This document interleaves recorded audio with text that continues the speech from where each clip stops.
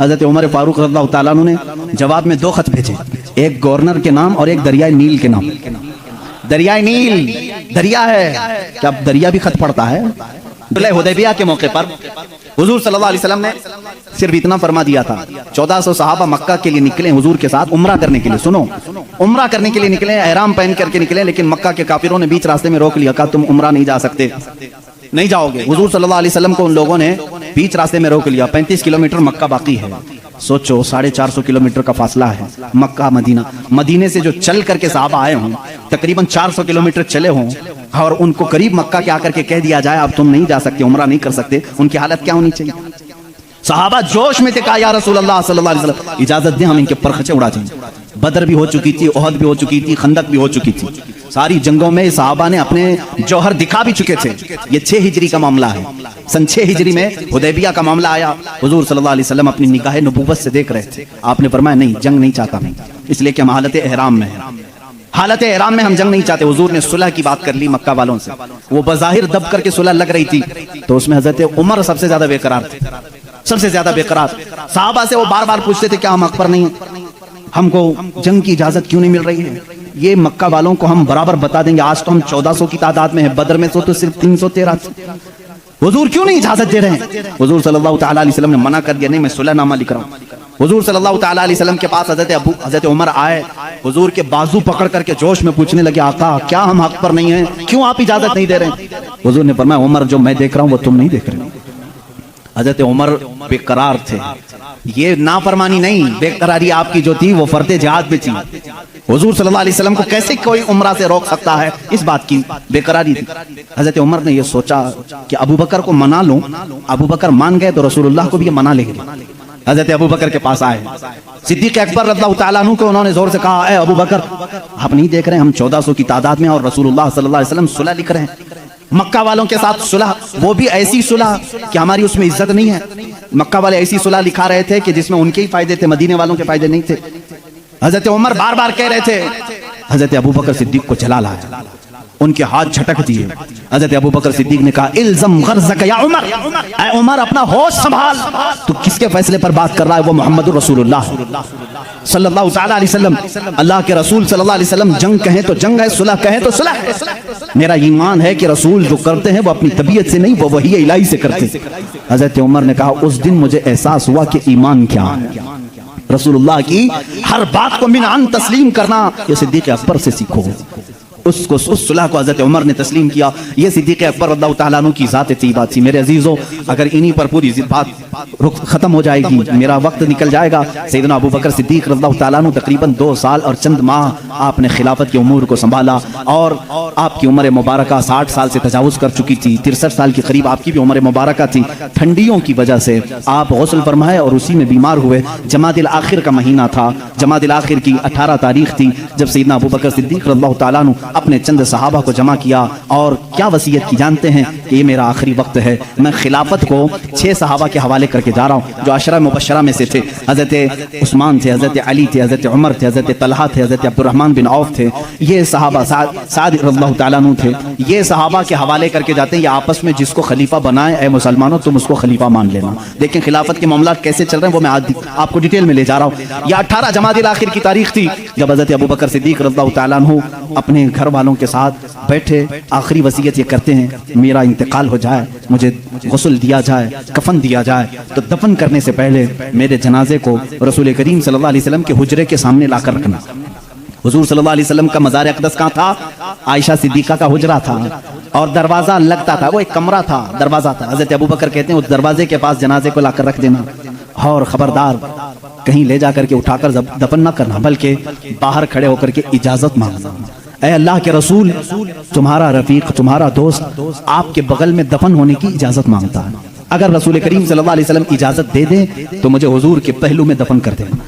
ये हो सकता है मेरे अजीजों, इस बात को शायद वहां भी सुन रहे होंगे तो तड़प जाना चाहिए कि सिद्दीक अकबर ने ये नहीं कहा, साहबा ने भी ये नहीं पूछा इजाजत, कब्र वाले से कैसे इजाजत? वो रसूल पाक कब्र में है और कहने वाला कोई आम आदमी नहीं, अबू बकर सिद्दीक है, खलीफतुल मुस्लिमीन है रज़ियल्लाहु अन्हु। साहबा ने भी कुछ भी कहा नहीं, ठीक है, सबको शायद अकीदा वही था जो आज बरेली के इमाम ने हमें दिया है। सहाबा का कीदा वही था, तू जिंदा है वल्लाह, तू जिंदा है वल्लाह, मेरी चश्मे आलम से छुप जाने वाले। इसीलिए उन्होंने नहीं कहा, पूछा नहीं। वफात हो गई, गुस्ल के बाद, तजहीज तकफीन के बाद जनाजा लाया गया और उनके मुताबिक सहाबा ने दरवाजे के बाहर खड़े होकर के पूछा भी, ए अल्लाह के रसूल, आपका रफीक, आपका खलील, आपका यार गार आपके पहलू में दफन होना चाहता है। सहाबा का अकीदा देखो, मुलाहिजा करो। उस वक्त फरमाते हैं साहबा बाहर थे, अचानक दरवाजे की चटखनी खुली, दरवाजा खुल गया, कब्र अथर से आवाज आई, अदखिलुल हबीब इलल हबीब, हबीब को हबीब के साथ दाखिल करो। अज़ीज़ान गिरामी, रसूल करीम सल्लल्लाहु तआला अलैहि वसल्लम की इस आवाज़ को कौन नहीं पहचानता था। सिद्दीक़ अकबर रज़ियल्लाहु तआला अन्हु को इजाज़त के बाद दफन किया गया है। हुज़ूर अकरम सल्लल्लाहु तआला अलैहि वसल्लम के पहलू में वो आराम फरमाए हैं। सिद्दीक़ अकबर की क्या ज़ात है मेरे अज़ीज़ों, दुनिया में थे तो रसूल के साथ रहे, कब्र में हैं तो रसूल के साथ हैं। मेरे आका ने फरमाया, क़यामत की सूर फूंकने के बाद दुनिया की सरजमीन से सबसे पहले उठने वाला मैं होऊंगा, दूसरे नंबर पर अबू बकर सिद्दीक़ होंगे, तीसरे हज़रत उमर होंगे। हुज़ूर खुद फरमाते हैं, ऐ लोगों तुम्हें मालूम है महशर के मैदान में मैं किस तरह से आऊंगा। मेरे आका फरमाते हैं, मैं अपनी कब्र से उठूंगा, अबू बकर व उमर उठेंगे, मैं दोनों के हाथों पर कंधे, दोनों के कंधों पर अपना हाथ रख करके मैदान महशर में आऊंगा। अल्लाह अल्लाह, वो जलवा कैसे होगा जब एक वजीर इस तरफ हो, दूसरा वजीर उस तरफ हो, बादशाह हिकमत बीच में हो। वो क़यामत के दिन है। इसीलिए मेरे अजीजों, रसूल करीम सल्लल्लाहु तआला अलैहि वसल्लम की बादशाहत आज भी है या नहीं? बादशाह किसको तस्लीम करते हो? बादशाह किसको मानते हो? रसूल करीम सल्लल्लाहु अलैहि वसल्लम को। एक मुहक्किक ने बड़े अच्छे अंदाज में मुझसे एक बात कही थी कि दुनिया का निजाम है कि जब बादशाह कुर्सी पे होता है तो वजीर उसके पहलू में होते हैं। वजीर इधर है, इधर कोई वजीर बैठा है, बादशाह जब उठ के चला गया तो वजीर भी चले जाते हैं, वजीरों की कुर्सियां भी खाली होती। बादशाह जब तक बैठा है वजीर भी बैठे हुए हैं, जब तक बादशाह कुर्सी पर है वजीर भी हैं। वजीरों का अगल बगल होना भी इस बात की अलामत है कि निजाम सल्तनत चल रहा है, निजाम सल्तनत चल रहा है। ऐ लोगों, तुम किस खाम ख्याली में हो? क्यों किसी की जय विजय पुकारते हो? क्यों किसी को बादशाह तस्लीम करते हो? अल्लाह के हबीब मोहम्मद रसूलुल्लाह सल्लल्लाहु अलैहि वसल्लम दुनिया में जब थे तब वो शाह थे, वो बादशाह थे। अपनी कब्र अथर में जब गए तो एक पहलू में सिद्दीक़ अकबर लेटे हैं और आगे के पहलू में उमर फारूक लेटे हैं। ये इस बात की अलामत है वजीर अब भी अगल बगल हैं और बादशाह अपनी कुर्सी बादशाहत पर कायम है। वो जिंदा है वल्लाह, तू जिंदा है वल्लाह, मेरी चश्मे आलम से छुप जाने वाले। जब तक ये कब्रों का मंजर कायम रहेगा, समझना रसूलुल्लाह की बादशाहत कायम रहेगी। आई नई हुकूमत, सिक्का नया चलेगा, आलम में रंग बदला, सुबह शबे विलादत बुझ गई जिसके आगे सभी मशालें, शम्मा वो लेकर आया हमारा नबी। मेरे अजीजों, उस नबी का दौर खत्म नहीं हुआ, उस नबी का दौर अब भी बाकी है, उस नबी का दौर अब भी बाकी है। रसूल करीम सल्लल्लाहु अलैहि वसल्लम के जानिसार सहाबा, सिद्दीक़ अकबर रज़ियल्लाहु तआला अन्हु की वफात के बाद जो सहाबा मौजूद थे, उन्होंने मशवरे से, जो 6 सहाबा थे, मशवरे से बिल इत्तिफाक सैयदना उमर इब्न खत्ताब रज़ियल्लाहु तआला अन्हु के हाथ में बैत कर ली। ये जमादिल आखिर का महीना था, 13वीं हिजरी थी। यहाँ से हज़रत उमर फारूक ने निज़ामे खिलाफत को संभाला। आपका दौर इतना सुनहरा है, इतना सुनहरा है। वो उमर जिसके आदा पे शैदा सकर, इज़्ज़ो शान अदालत पे लाखों सलाम। अज़ीज़ान गिरामी, उस उमर की हम बात करने चले हैं जिसके मुतालिक मेरे नबी ने खुद फरमाया, जिस रास्ते से उमर चलते हैं शैतान उस रास्ते पे नहीं आता है। जहाँ तक उमर की खुशबू जाती है शैतान उससे दूर भागता है। लौकान बादी नबीयन लकान उमर इब्न खत्ताब। हुजूर सल्लल्लाहु अलैहि वसल्लम फरमाते हैं, अगर मेरे बाद कोई नबी हो सकता तो उमर इब्न खत्ताब होते, लेकिन मैं खातमुन नबीयीन हूँ, मेरे बाद कोई नबी नहीं आ सकता। इसलिए कि उमर फारूक रज़ियल्लाहु तआला अन्हु की जुबान पाक ऐसे मशवरे होते थे। कई मर्तबा का मामला ऐसा है, लोग अलग अलग मशवरे देते, हज़रत उमर जो मशवरा देते थे उसी के मुताबिक कुरान की आयत आ जाती थी। अल मुवाफ़िक़ु रअयिही लिल वही वल किताब, आपका लक़ब दिया गया। पर्दे के मामला जो आए औरतों पर, ये हज़रत उमर के मशवरे से आए। अजान देने के जो अल्फाज हैं ये हज़रत उमर के मशवरे से हैं। ये तमाम मामलात में हज़रत उमर ने खुद मशवरा दिया था और अल्लाह ने हुक्म भी वैसे ही नाजिल फरमाया। और हदीस में ये मिलता है कि उमर की जुबान पर अल्लाह के कलमे होते हैं।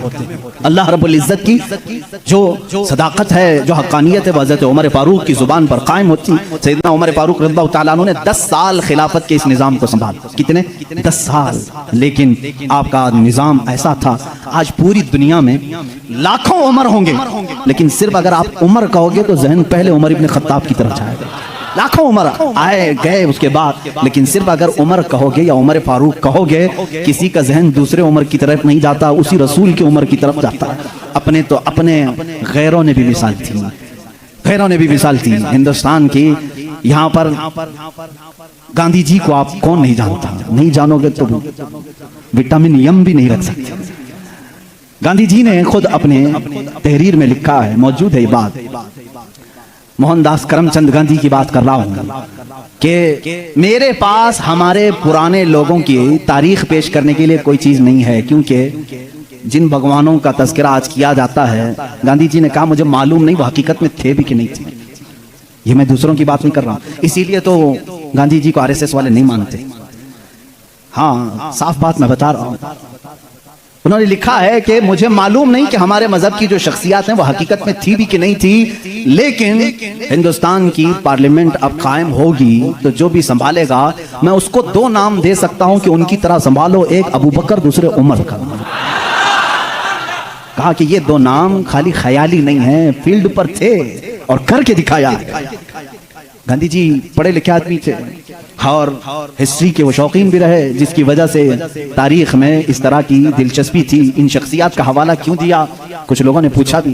कहा कि निज़ाम खिलाफत, निज़ाम हुकूमत संभालने का मतलब ये नहीं है कि कुर्सी पर बैठे और किसी किले की फसील पर चढ़ करके सिर्फ चिल्लाए। ये निज़ाम हुकूमत संभालने का मतलब नहीं है। निज़ाम हुकूमत संभालना अगर चाहते हो, तुम्हें अगर कुर्सी पर बिठाया गया है तो दूसरी सबसे बड़ी तुम्हारी जिम्मेदारी क्या होती है, वो ये दो खलीफा की जिंदगी में देखो। हज़रत उमर कहते हैं मैं ढूंढ करके गरीबों की मदद करना चाहता था, जो बेकस है, जो मजबूर है। मुझे मदीने में एक बूढ़ी ऐसी मिली जिसका कोई नहीं था, वो गरीब भी थी, लाचार थी। हज़रत उमर कहते हैं मैंने सोचा इस बूढ़ी की खिदमत करूंगा इसके घर में जा करके, लेकिन किसी को पता ना चले।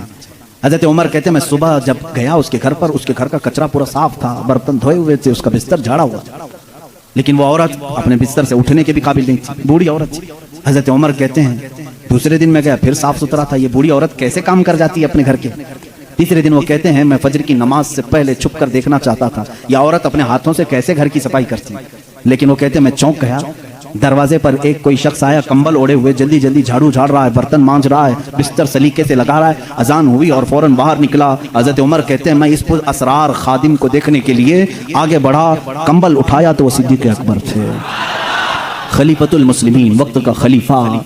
इसीलिए तो खैरों ने मुतासिर होकर के कहा दिन में अगर वो निज़ाम खिलाफत संभालते थे तो रात को अपनी रियाया की खबरगिरी भी करते थे, रात को अपनी रियाया की खबरगिरी करते थे। यही हाल सैयदना उमर इब्न खत्ताब का है। हज़रत उमर रज़ियल्लाहु तआला अन्हु गश्त करते थे मदीने की गलियों में। एक बार तो ऐसा हुआ कि मुल्के शाम से वापस आ रहे थे, हज़रत उमर एक घर के पास रुक गए। उस घर की औरत जानती नहीं थी। हज़रत उमर इस तरह से अजनबी लोगों को पूछते भी रहते थे। ये फोटो मीडिया और सोशल मीडिया का दौर भी नहीं था कि हर बादशाह का रोजाना फोटो छपना लाजिम हो, नहीं जानते थे। बहुत सारे लोग चेहरे से भी नहीं वाकिफ होते थे। हज़रत उमर वहाँ रुक गए, उस खातून से पूछा खलीफतुल मुस्लिमीन उमर इब्न खत्ताब के बारे में जानती हो? वो कहती हाँ जानती हूँ, बहुत अच्छा आदमी, लेकिन मेरी उसको खबर नहीं, मेरी उसको खबर नहीं। कहा क्यों? कहा मुझ तक उसका गल्ला पहुंचा नहीं है, मेरे घर में भी फाका है। हज़रत उमर ने कहा उमर अमीरुल मोमिनीन वो मदीने में रहता है, तेरे तक खबर कैसे पहुंचेगी, इतनी दूर तो रहती है मुल्के शाम के रास्ते में। उस बूढ़ी औरत ने कहा अगर उसको यहाँ तक की खबर नहीं पहुंच सकती तो उसे खलीफा भी नहीं बनना चाहिए। अगर इतने दूर की किसी गरीब की खबर उसको नहीं पहुंचती तो उसे खलीफा भी नहीं होना चाहिए। हज़रत उमर उस रात इतना रोए कि उनकी दाढ़ी भीग गई। सच कहा इस खातून ने, गए बाजार से सामान खरीद कर अपने कंधे पर उठा लाए और उस औरत के घर पहुंचाया। एक घर मदीने का ऐसा भी आपने देखा जहां रात को औरत अपने बच्चों को थपक कर सुलाती थी और हांडी में कुछ जल रहा होता था, आग लगी है, हांडी में पकने की आवाज आती। हज़रत उमर देख रहे थे, आवाज सुन रहे थे, बच्चों को माँ कह रही सो जाओ सो जाओ, बच्चे कह रहे माँ तो रोजाना यही बोल के सुलाती है, 2 दिन से पक रहा है, कब पकता है, हम रात को भूखे सो जाते हैं। हज़रत उमर दस्तक देते हैं, उस घर वाली से पूछते हैं क्या मामला? कहा घर में कुछ भी नहीं। फिर ये हांडी में क्या है? कहा पानी और पत्थर रखी हूँ बच्चों को बहलाने के लिए कि इसी आस में सो जाएंगे। हज़रत उमर रज़ियल्लाहु ताला अन्हु फरमाते हैं मुझे इसकी खबर नहीं हुई। बैतुल माल में गए, पूरा थैला उठाया आटम का, अनाज का, अपने कंधे पर लेकर निकले। उनके गुलाम ने कहा ये हमें दे दें, हम लेकर चलते हैं। सख्ती से कहा क़यामत के दिन क्या तू मेरे अमाल का बोझ उठा पाएगा? मुझे उठाने दे। लेकर क्या है, नकाब बांधे हुए थे अपने चेहरे पर। उस खातून से कहा मैं रोटियां पकाता हूँ। घर में दाखिल होकर आटा गूंधा, रोटियां पकाई, बच्चों को जगाया, उनका मुंह धोया और रोटियां उन्हें परोसने लगे। वो खातून की आंखों में आंसू आ गए। कहा तुझ जैसा फरिश्ता अल्लाह ने उतारा है, मेरे घर कई दिनों के बाद ग़िज़ा आई है। उस खातून से हज़रत उमर ने पूछा उमर के बारे में तुम्हारा क्या ख्याल है? उमर के बारे में तुम्हारा क्या ख्याल है? वो कहती है बहुत नेक है, खलीफा रसूल है, लेकिन क्या करूं मुझ जैसी गरीब की फरियाद शायद उस तक नहीं पहुंची। अगर मेरे बच्चे भूखे मर गए तो मैं क़यामत के दिन ये शिकायत ज़रूर करूंगी। हजरत उमर हिचकियां लग गई, जोर से हिचकियां आ गई हजरत उमर को। वो खातून कहने लगी, मेरे भाई तुझे क्यों इस बात का खौफ है, तुझे क्यों इस बात का डर है, तू क्यों रो रहा है। हजरत उमर जिनकी आंखें लाल हो चुकी थी, गम की वजह से बदन पे कपकपी थी, नकाब हटाया, उस खातून को कहा, उमर इब्ने खत्ताब मैं ही। वो खातून मचल गई और कहा, ऐ रब्बे जलाल तू गवाह हो जा, मैं उमर की यहाँ पर भी गवाही देता हूँ और क़यामत के दिन भी गवाही दूंगी कि अगर किसी गरीब की खबरगिरी कोई कर सकता है तो वो उमर इब्ने खत्ताब है। एक साल पूरे मदीने में कहता गया, वो पूरे साल तक हजरत उमर फारूक ने सालन नहीं खाया, सालन नहीं खाया, रोटी को पानी में भिगोते थे, खाते थे। लोग कहते थे आप क्यों नहीं खा रहे हैं, आप खलीफा हैं। कहते थे कहत का दौर है, पता नहीं कौन भूखा है और कौन खाया है, मैं उस वक्त तक नरम नहीं खाऊंगा जब तक मेरी पूरी रियाया खुशहाल ना हो जाए। हजरत उमर का ये निजाम था, जिसके बाद हालात ऐसे हो गए, सिर्फ 2.5 साल के बाद, सिर्फ 2.5 साल की खिलाफत के बाद मदीने के हालात ये थे मेरे अजीजों, मदीने वाले अपनी ज़कात लेकर बाहर आते थे, लेने वाला कोई नहीं था, ज़कात लेने वाला कोई नहीं, सब ज़कात देने वाले थे। सिद्दीक़ उमर इब्ने खत्ताब रज़ियल्लाहु ताला अन्हु ने इतना कैपेबल कर दिया था। हज़रत मुआज़ बिन जबल यमन से वहाँ का माले गनीमत मदीने में भेजते हैं हज़रत उमर के पास कि मदीने के गुरबा और मसाकिन में ये बांट दें। बहुत माल आया था, हज़रत उमर ने वो ज़कात के माल को हज़रत मुआज़ बिन जबल पर ये कह करके वापस कर दिया, मदीने में अब कोई फ़कीर नहीं रह गया, सब ज़कात निकालते हैं, इसका कोई मुस्तहिक नहीं, यमन में ही बांट दो। हज़रत मुआज़ ने फिर दोबारा भेजा कि यमन में भी कोई फ़कीर बाकी नहीं है, जो थे उनको बांटने के बाद ये भेजा गया है। हजरत उमर ने वो माल दूर के किसी मुल्क भेजा जहां फुकरा व मसाकिन से ये निज़ाम अदल अगर कोई कायम कर सकता है तो वो उमर इब्ने खत्ताब है रज़ियल्लाहु ताला।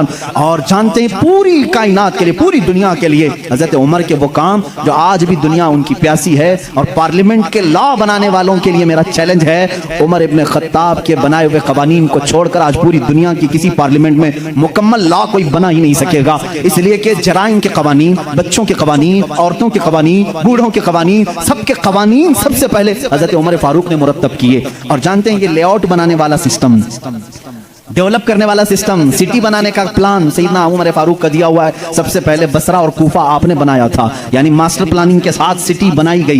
रोड बनाने का सबसे पहला काम हजरत उमर फारूक ने किया है। तारीख सबसे पहले हजरत उमर फारूक ने कायम की। बैतुल माल का निज़ाम सबसे पहले हजरत उमर ने कायम किया है। मस्जिदों के मुअज्जिन और मस्जिदों के इमामों के लिए तनख्वाह का सिस्टम हजरत उमर फारूक ने कायम किया है। और इतना ही नहीं, अदल का हाल तो ऐसा था कि किसी के साथ कोई रियायत नहीं, किसी के साथ कोई रियायत नहीं, चाहे वो कोई भी हो। मिस्र के गवर्नर के बारे में लोगों ने सिर्फ इतना कहा कि इनके यहाँ बहुत कीमती घोड़ा है, बहुत पैसों का घोड़ा है और इनका लिबास बहुत महंगा है, ये गवर्नर हैं। हजरत उमर के पास ये शिकायत आई, उनको बुलाया और बुला करके कहा, तू रियाया के साथ क्या करने के लिए तुझे भेजा गया, वहाँ के पैसों से तूने कीमती घोड़ा खरीदा, कीमती लिबास पहना। वो उनकी गवर्नरी को माजूल करके 100 बकरियां खरीद करके उनको दिया कि अब जिंदगी भर ये बकरियां तू चराएगा।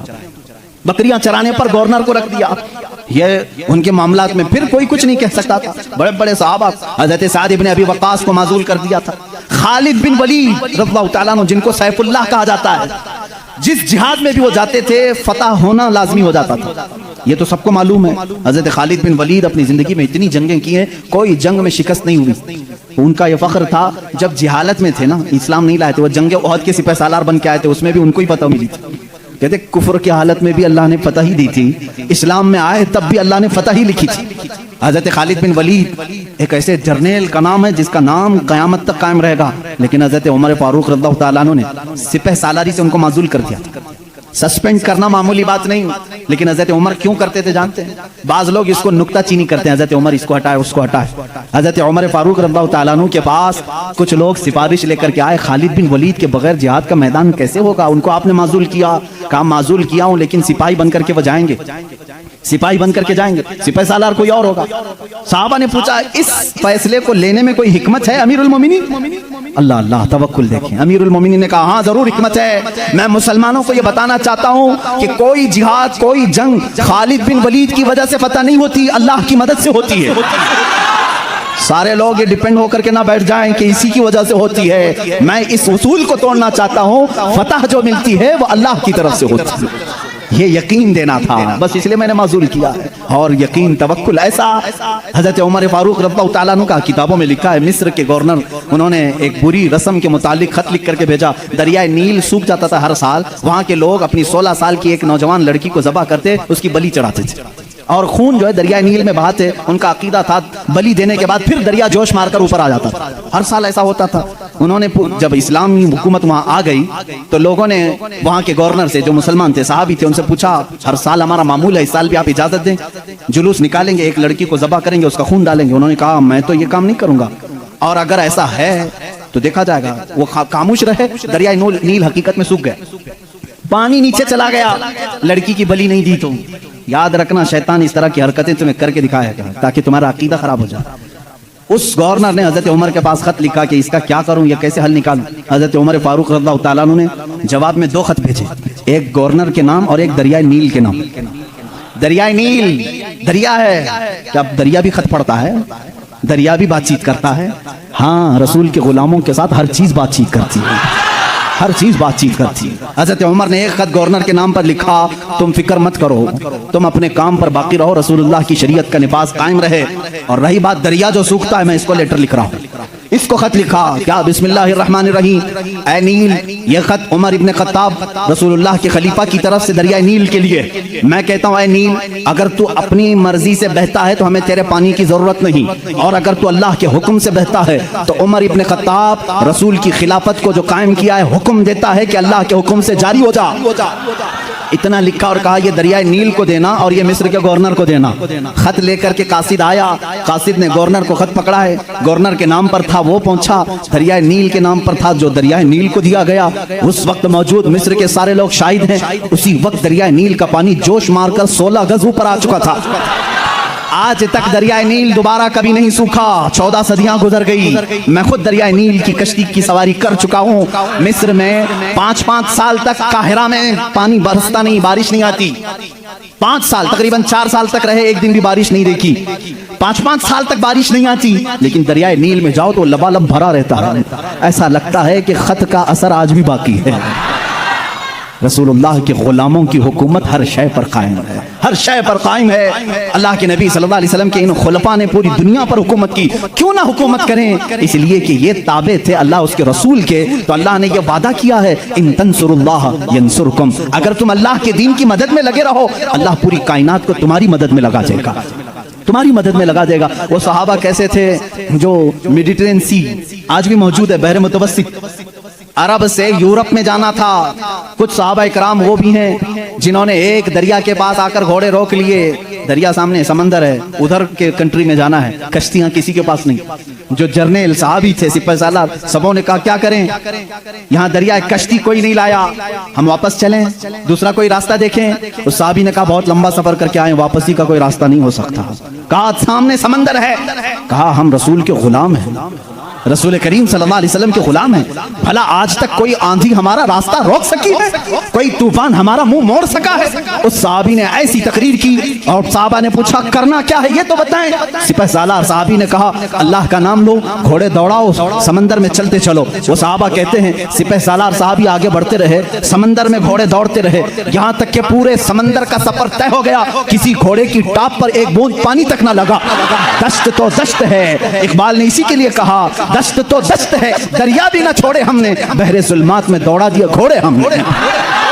दी अज़ानें कभी यूरोप की कलीसाओं में तो कभी अफ्रीका के तपते हुए सहराओं में। आ गया ऐन लड़ाई में गर वक्ते नमाज, किबला रूहों की जमीन बोस हुई कौमे हिजाज। एक ही सफ में खड़े हो गए महमूद अयाज, न कोई बंदा रहा न कोई बंदा नवाज। ये हमारी तारीख है, ये हमारी शान है। सैयदना उमर इब्न खत्ताब रज़ियल्लाहु ताला अन्हु के दौरे खिलाफत के सुनहरे काम बहुत तवील है मेरे अजीजों। उस निज़ाम अदल को मैं आज भी चैलेंज करता हूँ। गस्सान का एक बादशाह इस्लाम में आया है, इस्लाम कबूल करके आया है, हज के लिए निकले खुशी में सारे मुसलमान, हज़रत उमर भी उसमें साथ में थे, खलीफा थे। तवाफ के दौरान उस बादशाह की लुंगी पर एक मुसलमान का पैर पड़ गया, लुंगी सरक गई, उसने अपनी बेइज्जती महसूस की, थप्पड़ मारा काबे के सामने। उस मुसलमान को बहुत उसने मारा, वो जख्मी हो गए। उन्होंने शिकायत की हज़रत उमर फारूक के पास। आदिल, वो अदल की पैकर जो निज़ाम रसूल से जरा बराबर हट कर कभी फैसला नहीं करता। हज़रत उमर का फैसला तो वो है कि एक बंदा ये हुजूर के पास फैसला लेकर के आया था, मालूम है ना, एक यहूदी और एक मुसलमान जमीन के झगड़े में फैसला किया। हुजूर ने फैसला किया यहूदी के हक में, ये जमीन तू छोड़ दे, लेकिन वो मुसलमान मुनाफिक था, दिल में बुग़्ज़ था, उसने कहा मैं रसूल का फैसला नहीं मानता, उमर के पास फैसला लेंगे, उमर के पास करेंगे। वो यहूदी को यकीन था जो रसूल फैसला करेंगे वही उमर भी करेंगे, लेकिन यहाँ मामला बदल गया। यह मामला बदल गया। वो मुनाफिक ये सोचता था कि उमर को मैं अपनी बातों में ले लूंगा, ये यहूदी है, हमारे दुश्मन है, जमीन मेरे हवाले कर दी जाए। हजरत उमर के पास दोनों गए और कहा हमारा मामला ऐसा ऐसा है। उस यहूदी ने कहा, ए उमर एक बात सुन लो, ये फैसला तुम्हारे नबी के पास हुआ था। कहा उन्होंने क्या कहा? मेरे हक में उन्होंने जमीन का फैसला किया। फिर इसने क्या किया? कहा ये नहीं मानता है, कहता है उमर के पास फैसला करे। अल्लाह अल्लाह। कहा मैं तो फिर इसका फैसला करता हूँ। हजरत उमर अंदर गए, तलवार लाए, उसकी गर्दन उड़ा दी। कहा जो रसूल का फैसला ना माने उमर उसका फैसला ऐसी करता है। ये बात मदीने में मशहूर भी हो गई। मुसलमान का कत्ल कर दिया उमर ने। हुजूर ने उनको बुलाया और कहा कि तुमने एक मुसलमान का कत्ल किया। कहा मैं उसको मुसलमान मानता ही नहीं जो आपको हकम नहीं मानता, लेकिन अगर मैं गलती पर हूं तो या रसूल अल्लाह मुझे सजा दे दें। उस वक्त तक आयत नहीं आई थी, आयत नाज़िल हुई, फला व रब्बिका ला युमिनूना हत्ता युहक्किमूका फीमा शजरा बैनहुम। ऐ रसूल कसम है तुम्हारे रब की, अल्लाह फरमा रहा है, अल्लाह फरमा रहा है, ऐ रसूल तुम्हारे रब की कसम, वो ईमान वाला हो ही नहीं सकता जो अपने आपसी मामलात में आपको हकम नहीं मानते। हुजूर ने फरमाया तब तो उमर ने सही फैसला किया। उस फैसले के हामिल अलमबरदार उमर के पास रज़ियल्लाहु तआला अन्हु फैसला लेकर के आए गस्सान के बादशाह और एक आम मुसलमान का। वो बादशाह है, पहले ईसाई था, मुसलमान हुआ चंद दिन पहले मुसलमान हुआ है। दोनों का फैसला आया। हज़रत उमर ने पूछा क्या मामला है? वो गस्सान के बादशाह ने कहा, ए उमर अमीरुल मोमिनीन, क्या मुझे भी कटहरे में खड़ा करेंगे? मैं बादशाह हूँ गस्सान का, आप मुझे अपने बाजू में बिठाएं। हज़रत उमर ने कहा आज मुकद्दमा है, बादशाह नहीं, तुम भी वहीं खड़े रहोगे जहाँ मुकद्दमा करने वाला खड़ा है। दोनों को खड़ा किया, मामला पूछा तो उसके बाद हज़रत उमर ने कहा तुमने ज्यादती की, उसका गलती से पैर पड़ा है। हाँ अगर तुम्हें लगता है कि उसने तुम्हारी बेइज्जती की तो सजा भी थोड़ी होनी चाहिए थी, लेकिन जितना तुमने उसको मारा है ये उसका हक है। कहा क्या फैसला होगा? हज़रत उमर ने कहा उस आम मुसलमान से जितने थप्पड़ ज्यादा उसने लगाए तू भी लगा दे, यही फैसला, जितना उसने ज्यादा मारा है तू मार। वो गस्सान का बादशाह कहता बादशाह को आम आदमी मारेगा? हज़रत उमर ने कहा हाँ मारेगा, ये निज़ाम रसूल है, ये निज़ाम रसूल है, ये कैसर और किसरा की हुकूमतें नहीं है, ये अल्लाह के नबी की कायम की हुई अदालत है। उसने कहा एक दिन की मुझे मोहलत दें, कल आकर के इस फैसले पर अमल किया जाए। आपने कहा मोहलत तो दी जा सकती है, जैसे रिमांड में लेते हैं। उसको छोड़ा गया, लेकिन वो बादशाह फरार होकर के भाग गया और इस्लाम भी छोड़ दिया, मुर्तद होके चला गया। हज़रत उमर ने उस दिन कहा, कुछ लोग कहने लगे हज़रत उमर उसके हक में बात करते तो बादशाह आज मुसलमान रहता। ऐसी कुछ बातें भोली भाली लोग करते हैं, ऐसा करते तो अच्छा होता, ऐसा नहीं करना चाहिए था। हज़रत उमर ने जलाल में कहा इस तरह के 1000 छोड़कर जाएं तो जाएं, लेकिन निज़ाम रसूल का एक हर्फ भी मैं अपने हाथ सामने से जाने नहीं दूंगा। अदल के तकाज़ों को पूरा मैं हमेशा होता रहने दूंगा। ये सैयदना उमर फारूक की अदालत थी। ये आज पीस एंड जस्टिस की बात करते हैं, उन लोगों से बात करते हैं जिनके पास उमर जैसी अदालत है। ऐ मेरे अजीजों, अदालत के नाम पर आज बड़ा धब्बा है। यहाँ पर बहुत सारे मामला हो सकता है, बहुत सारे लोग मेरे ऊपर इस बात का भी केस कर दें कि ये हद की अदालत है, अदालत की बेइज्जती करता है। हो सकता है मेरे अजीजों, मैं उस अदालत की इज्जत करता हूं जहां अदालत होती है। मैं उसको जज और आदिल नहीं मानता जो पार्लियामेंट की सीट की भूख में मस्जिदें बेच देता हो। मैं उसकी अदालत को नहीं तस्लीम करता जो एक कलील जमात को नजरअंदाज करके हाकिम रियाया, हाकिम पार्टी की तरफ बोलता है। मेरे अजीजों, ऐसे लोग दुनिया में बहुत सारे आए जो जमीर फरोश होते हैं, जमीर फरोश होते हैं। हिंदुस्तान भी उसी डगर पर चलने लग गया। अब तक दुनिया की सबसे बड़ी डेमोक्रेसी, सबसे बड़ी जमहूरियत हिंदुस्तान में थी, जहां पर निजाम ऐसा था। हमारा अदलिया का निजाम बहुत अच्छा था, हमारी कोर्ट जितनी थी यहाँ पर सबके साथ बराबर का सलूक किया जाता था, हिंदू हो मुस्लिम हो। आज भी बहुत सारे जज हैं जो ओथ लेते हैं कि मेरा दीन, मेरा मजहब, मेरा सब कुछ इंसाफ होगा, संविधान होगा, मैं सामने किसी को नहीं देखूंगा। देखते नहीं आप, जज के सामने पट्टी बांधे हुए एक मूर्ति को रखा जाता है। क्यों? कानून जब भी होता है वो सामने वाले को देख करके नहीं, उसके प्रूफ सबूत देख करके। लेकिन यहाँ पर अब आम बच्चे को भी बेवकूफ बनाया जा रहा है। मैं इस बात की आवाज उठाना चाहूंगा, इस जुल्म को बंद करो, इस जुल्म को बंद करो। और ये डिक्टेटरशिप जो लाई जा रही है, इस जमहूरियत को खत्म करके, कत्ल करके, देखना चंद दिनों के बाद ये सारे निजाम खत्म करने की बात करेंगे। आज मुसलमानों के खिलाफ एक जहर फैलाया जा रहा है, इसी तरह चंद दिनों के बाद अब दलितों की बारी आएगी। इसलिए कि ये दलितों को भी एक आंख नहीं भाते, ये कभी पसंद नहीं करते।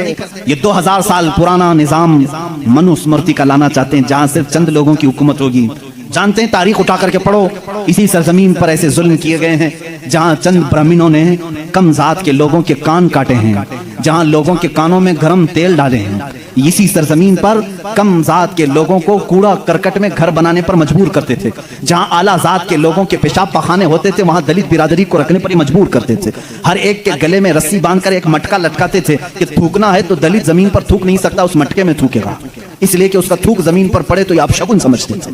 उस पूरे निजाम को, यहाँ पहले हिंदुस्तान में ये सारी चीजें चली हैं, कास्टिज्म, जात बिरादरी, ऊंच नीच के मामला चलते रहे, लेकिन मैं समझता हूं कि हिंदुस्तान को जब आजादी मिली, भारत को जो आजादी मिली 1947 के बाद, सबों ने मिलकर के एक संविधान बनाया था, अदल और इंसाफ का सब लोगों ने हलफ उठाया था, इसमें सबका हिस्सा बराबर का होगा, सब लोगों ने कुर्बानी दी है, सबके लिए निजाम एकसा होगा, बराबर होगा और सबकी दीन का, सबके रिलीजियन का मान सम्मान किया जाएगा। लेकिन अब जो हालात हैं मेरे अजीजों, ये दूसरी डगर पर चल पड़े। अब यहाँ पर उस संविधान को ये खत्म करने की बात कर रहे हैं जो अंबेडकर की सरपरस्ती में बनाए गए थे, उसको खत्म करके ये नए संविधान की बात करने जा रहे हैं। चंद दिनों के बाद ये वोटिंग पावर भी खत्म करने की बात करेंगे। तुम सबको वोट देने का भी हक नहीं होगा, ठहरने की, उम्मीदवार होने की बात तो दूर है। मैं इस निजाम की खुल्लम खुल्ला मुखालिफत करता हूं और मजम्मत करता हूं, मैं मजम्मत करता हूं। हमारे लिए वही भारत और वही हिंदुस्तान अच्छा है जो हमारे बड़ों ने अपने खून की कुर्बानी से आजाद किया है। आप सब उसी भारत को तस्लीम करेंगे या नए नवेले भारत को? हम इस नवे नवेले भारत को जिस डगर पर ये ले जा रहे हैं कास्टिज्म के पर, हम उसको नहीं तस्लीम करते। हम उस भारत को, उस संविधान को मानते हैं जहां अदल सबके लिए बराबर हो, सबके लिए बराबर हो। सुप्रीम कोर्ट को आजाद रखा जाए, वो सबके साथ बराबर का इंसाफ कर सके, चाहे वो तख्त पर बैठा हुआ आदमी हो, चाहे वो गरीब आदमी हो, सबके साथ बराबर का अदल कर सके। हिंदुस्तान ही की बात मैं अगर बताऊं, यहां पर एक बादशाह ऐसा भी गुजरा जिसके एक तीर से एक बच्चे की मौत हो गई थी, एक बच्चे की मौत हो गई। औरत जो बच्चे की मां थी वो मुकदमा कर दी चीफ जस्टिस के पास। उस वक्त के जो चीफ जस्टिस थे काजी सिराजुद्दौला, उन्होंने तलब किया बादशाह को तलब किया। इसी हिंदुस्तान की बात कर रहा हूं। औरत एक जगह खड़ी है, वक्त का बादशाह एक जगह खड़ा है।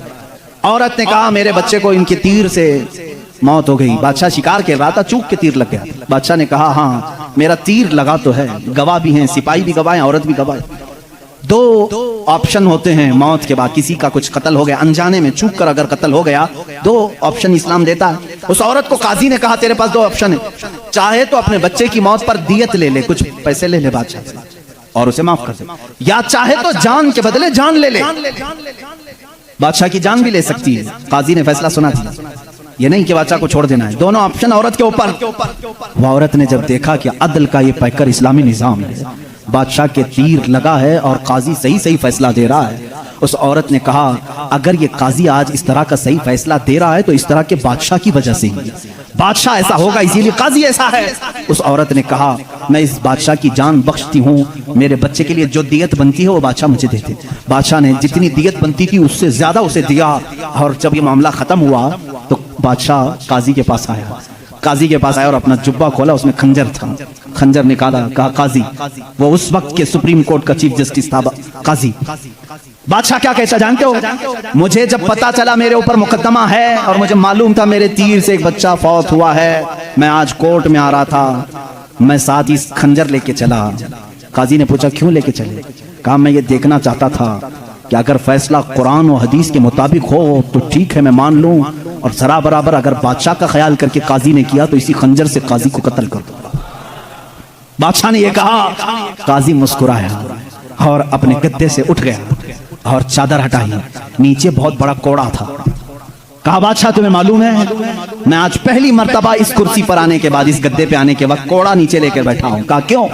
कहा मैंने उसी वक्त तय कर लिया कि बादशाह को कटहरे में खड़ा करूंगा और फैसला कुरान और हदीस के मुताबिक सुनाऊंगा, अगर बादशाह मान लिया तो ठीक, वरना मैं इस कोड़े से उसे मनवाऊंगा। ये निजाम इस्लाम था, यादल के तकाजे थे। वो उमर इब्ने खत्ताब के दौर के भी सुनहरे वाकयात इस्लाम ने हमें हर जगह सिखाए हैं। ऐ मेरे अजीज भाइयों, अपने घर में भी आदल करना सीखो, जहां तुम्हें अल्लाह ने जितना इख्तियार दिया अदल के साथ पेश आओ। अपने मजदूरों के साथ अदल करो, अपनी बीवियों के साथ अदल करो, अपने बच्चों के साथ अदल करो। याद रखो क़यामत के दिन तुमसे सब चीजों का सवाल होगा। अगर तुम्हारे 4 बच्चे हैं, चारों में से अगर किसी के साथ ऊंच नीच किया तो सारे तुम्हारे अमाल इकारत हो जाएंगे, गैरत हो जाएंगे। एक बच्चे के साथ भी तुम नाइंसाफी नहीं कर सकते, सारे के साथ बराबर का सलूक करो। अगर किसी की 2 बीवियां हैं तो फरमाया गया अदल का तकाजा पूरा करो। माँ बाप अगर दोनों हैं तो दोनों के साथ अदल का तकाजा पूरा करो। ये नहीं कि माँ की तरफ झुकाव हो गया बाप को गालियां देता है, या बाप की तरफ हो गया माँ को कोसता है। ना, सबके साथ अदल इस्लाम सिखाता है। तुम अगर किसी कंपनी के मालिक हो, फैक्ट्री के मालिक हो, मजदूरों के साथ अदल करो, इसलिए कि क़यामत के दिन इससे भी तुम्हारा सवाल होगा। अदल इस्लाम सिखाता है। वो उमर इब्न खत्ताब रज़ियल्लाहु तआला अन्हु की जिंदगी पाक से हमें मिले हैं। मेरे अजीजों, मुझे वक्त ताखीर से यहाँ तक पहुँच चुका है और मैं समेटूंगा तो मैं समझता हूँ उस्मान इब्न अफ़्फ़ान और हैदर कर्रार रज़ियल्लाहु तआला अन्हुमा की ज़ात के साथ नाइंसाफ़ी हो जाएगी। और मैं कतान ये नहीं चाहता कि उन बुजुर्ग हस्तियों के साथ जहाँ एक ज़ुन्नूरैन है तो दूसरा हैदर कर्रार है, जिनकी ज़ात 2 जुमलों में कंप्लीट नहीं हो सकती, 2 बातों में मुकम्मल नहीं हो सकती। इसलिए थोड़ी सी कुर्बानी के साथ कल की एक और रात हम इंशाअल्लाह इन खुलफा की ज़िंदगी पर गुफ्तगू करेंगे। इसलिए कि मेरा मामूल तो ये था कल का दिन मैंने पूरे अहले बैत के लिए वक्त करना था, लेकिन खुलफा राशिदीन की बात के बाद इंशाअल्लाह अज़ीज़ अहले बैत अताहार की भी ज़िंदगी हम जिक्र करेंगे। इन 2 हस्तियों की मैंने मुख्तसर झलकियाँ आपके सामने रखी। खुलासा कलाम, ज़िंदगी में 2 बातें आज लेकर के जाओ, एक सिद्दीक की सदाकत, दूसरे उमर की अदालत। अगर ये जिंदगी में आ गई तो समझ लो इकबाल ने क्या कहा जानते हैं? शायर मशरिक करते कहते हैं सबक पढ़ फिर सदाकत का, अदालत का, सखावत का। सबक पढ़ फिर सदाकत का, अदालत का, सखावत का। लिया जाएगा काम तुझसे दुनिया की इमामत का, लिया जाएगा काम तुझसे दुनिया की इमामत का। मतलब ये है जिसके अंदर 3 चीजें आ गई, सिद्दीक की सदाकत आ गई, उमर की अदालत आ गई, उस्मान की सखावत आ गई, तो फिर कोई उसे फिक्र की जरूरत नहीं। अब कौम उससे इमामत का ही काम लिया करेगी, इसलिए कि वो हर एक का इमाम बनने के काबिल होगा जिसके अंदर ये 3 चीजें आ गई, सदाकत, अदालत और सखावत। आज इन 3 चीजों के ऊपर मेहनत करो मेरे अजीजों। सदाकत का तकाजा ये है हक बोलो, हक पर कायम रहो। हक बोलने के लिए किसी से खौफ ना खाओ, जब तक जुबान चल रही है बोलो। मैं तो यही समझता हूँ, मेरा मजहब, मेरा मसलक यही है। मैं हुसैनी हूँ, हक गो हूँ, मैं हुसैनी हूँ, वफादार हूँ, मैं हुसैनी हूँ, शुजाअत का अलंबरदार हूँ। ये हमारे नारे होने चाहिए। मैं हुसैनी हूँ, यजीद के हाथ में हाथ देने वाला नहीं। मैं हुसैनी हूँ, हुकूमत के दबाव में आने वाला नहीं। मैं हुसैनी हूँ, जुल्म का साथ देने वाला नहीं। मैं हुसैनी हूँ, मजलूमों के साथ रहने वाला हूँ। इसी तरह आप सब ये भी नारा लगाएंगे, मैं सिद्दीक की सदाकत का अलंबरदार हूँ। बात 50,000 के मजमे में भी वही करूंगा और 5 लोगों के मजमे में भी वही करूंगा। अगर 5 मुसलमान हैं तब भी मैं कहूंगा अल्लाह सबसे बड़ा है। तख्त पर मुझे बिठाया जाए तब भी कहूंगा अल्लाह सबसे बड़ा है। ये सिद्दीक का मिजाज हमें देता है। सिद्दीक की जात से जो मिजाज हमें मिलता है वो ये है, अगर तुम तख्त पर बैठो तब भी ये कहो अल्लाह सबसे बड़ा है, और अगर तुम अपने घर में हो तब भी कहो अल्लाह सबसे बड़ा है। और उमर का मिजाज क्या कहता है जानते हो? एक बार आपको लोगों ने अमीरुल मोमिनीन का नारा लगाया जब बैतुल मुकद्दस फतह हुआ था। अल्लाह अल्लाह, आप रो पड़े। सारे लोगों को जमा किया, एक ऊंचे टीले पर खड़े हो गए, खुतबा दिया, रोने लगे। ऐ मुसलमानों, आज तुमने मुझे अमीरुल मोमिनीन कह के पुकारा है, अमीरुल मोमिनीन कह रहे हो। सुनो, मैं अपनी हैसियत बताता हूँ, मेरी जात क्या है। मैं खत्ताब का वही बेटा उमर हूँ। आपके बाप का नाम क्या था? खत्ताब। हज़रत उमर कहते हैं मैं खत्ताब का वही बेटा उमर हूँ जिससे बचपन में 2 बकरियां भी नहीं संभाली जाती थी। मेरे बाप मुझको 2 बकरियां देकर भेजते थे, मैं उन्हें संभालने के लिए जाता, कभी एक इधर भागती कभी वो उधर भागती। मेरे बाप बड़े सख्त थे, मुझे घूंसे मारते थे, मुझे थप्पड़ मारते थे। मैं बारहा मेरे बाप की मार खाया हूं, मुझसे 2 बकरियां नहीं संभाली जाती थी। और आज हालत यह है 25 लाख मुरब्बा मील पर तन्हा उमर फारूक की ज़मा में हुकूमत है। मजाल है मुल्क के शाम में कोई आवाज उठा सके, मजाल है कोई यमन में आवाज उठा सके, मजाल है कोई मिस्र में आवाज उठा सके, मजाल है कोई इराक में आवाज उठा सके। किसी की आवाज नहीं उठती। बैक वक्त इस जमाने की 7 कंट्रियों को तन्हा मदीने में बैठ करके वो देख रहे थे। निहावंद में जंग हो रही है, निहावंद में जंग हो रही है। एक साहबी सारिया, उनको उमर फारूक मस्जिद नबवी में खिताबत के दरमियान पुकार कर कहते या सारिया इलल जबल, या सारिया इलल जबल, या सारिया इलल जबल। मदीने में हज़रत उमर फारूक जुम्मा का खुतबा दे रहे हैं और पुकार रहे हैं सारिया पहाड़ की तरफ जाओ, पहाड़ की तरफ जाओ, पहाड़ की तरफ जाओ। मस्जिद में बैठे हुए किसी को कुछ समझ में नहीं आया। 1 महीने के बाद वो लश्कर निहावन से आया, पूछा गया क्या हुआ तुम्हारे साथ? हजरत सारिया उस जंग के सिपह सालार थे, कहते हैं करीब था कि हम शिकस्त खा जाते, हम लुट जाते। जुम्मा का वक्त था,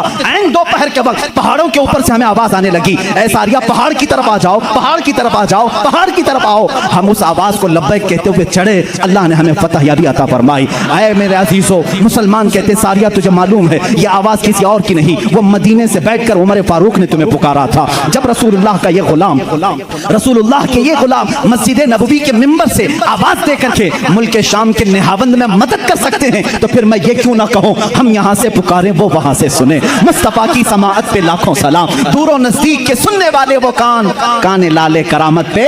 ये हमारा अकीदा है। बरेली के इमाम ने जो अकीदा दिया वो बरेली का नहीं, वो मदीने का अकीदा है, वो मदीने का अकीदा है, वो सहाबा का अकीदा है। बात मैं ये कह रहा था, हज़रत उमर ने क्या मिजाज दिया जब आपको अमीरुल मोमिनीन पुकारा गया। उन्होंने कहा मैं वही खत्ताब का बेटा हूं जिससे 2 बकरियां नहीं संभाली जाती थी, आज 25 लाख किलोमीटर मुरब्बा स्क्वायर किलोमीटर में तनहा संभालता हूं। जानते हो ए सहाबा, ए ताबईन, ए मोमिनीन, किस वजह से? इसलिए कि पहले मैं खत्ताब का बेटा था, अब रसूल का गुलाम हूं। जब से मेरी निस्बत रसूलुल्लाह से है, हर चीज अल्लाह ने मेरे ज़ेरे नगी की है। जब तक बिके न थे तो कोई पूछता न था, या रसूल अल्लाह तुमने खरीद कर हमें। सहाबा का जो अकीदा था, ऐ मुसलमानों तुम भी वही पुकारो। आज मैं भी बबंगे दुहल ये कहता हूँ, मेरा नाम क्या है, मेरी जात क्या है, मुझे कौन जानता है। आज अगर इतना सारा मजमा मुझे सुनता है तो सिर्फ इसलिए कि मेरी निस्बत हदीस रसूल से है। रसूल करीम